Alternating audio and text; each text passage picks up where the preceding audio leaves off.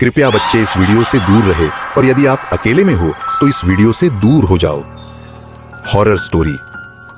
गांव का भूत, राजस्थान का एक वीरान इलाका। क्या आपको पता है इस दुनिया में किस किस तरह के लोग रहते थे और उन सभी की किस तरह से मौत हुई, और जब वह दफन हो जाते हैं तब वह कहां जाते हैं?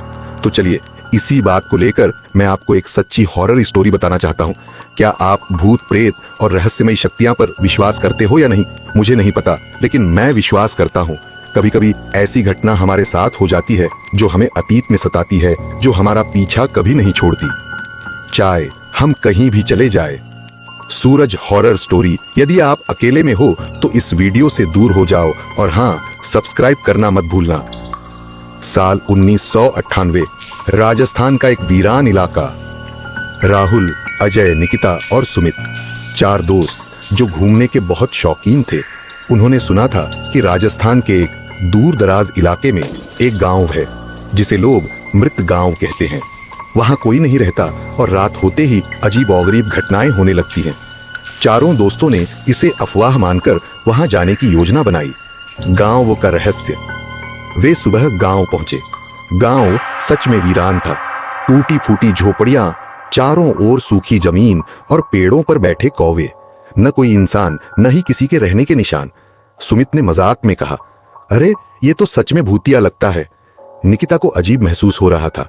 उसने कहा, हमें यहां ज्यादा देर नहीं रुकना चाहिए। लेकिन राहुल और अजय हंसने लगे। अरे कुछ नहीं होगा, रात यहीं बिताते हैं।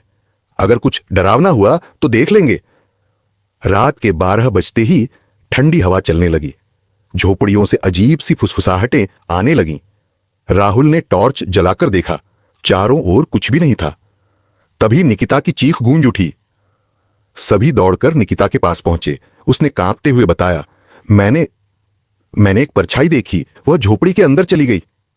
अजय हंसते हुए बोला, डरना बंद करो, यह सब तुम्हारे दिमाग का खेल है। लेकिन तभी एक जोरदार ठहाका पूरी हवा में गूंज उठा।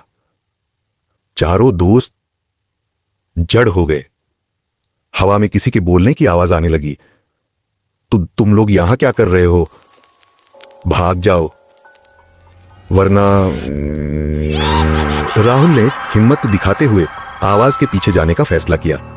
लेकिन जैसे ही वह आगे बढ़ा, अजय गायब हो गया। अजय कहां गया? सुमित चिल्लाया। तभी झोपड़ी के अंदर से अजय की डरावनी चीख सुनाई दी। तीनों दौड़कर अंदर गए।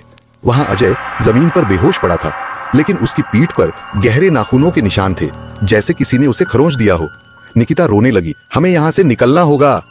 राहुल ने अजय को उठाया और वे गांव से भागने लगे। लेकिन तभी झोपड़ियों से काले साए निकलने लगे। वे हंस रहे थे, बुदबुदा रहे थे और उनकी आंखें लाल चमक रही थीं। सभी किसी तरह अपनी गाड़ी तक पहुंचे और तेजी से गांव से बाहर निकल गए। पीछे मुड़कर देखा तो गांव एकदम अंधेरे में डूब चुका था और वहां एक विशाल छाया मूर्ति खड़ी थी जो उनकी ओर देख रही थी। अजय को अस्पताल ले जाया गया, लेकिन वह कोमा में चला गया।